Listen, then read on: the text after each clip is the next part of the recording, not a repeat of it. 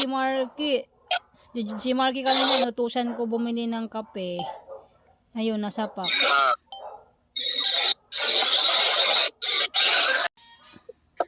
Anong nangyari? Nasapak na. Ba't nasapak? Ayaw ko sa kanya, anong ginawa niya? Kamo! Parang narinig ko yan eh. Nagis na agad yung puti eh.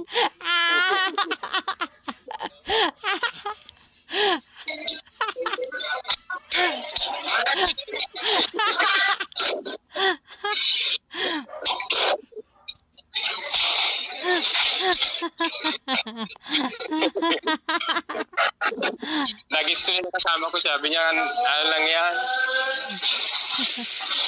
Loko yung kasama mo ah. Naprank na kita eh. Siya nakagits eh. Parang sumulutol yung dugo ko. Kala ko naman ano nangyari sa anak ko.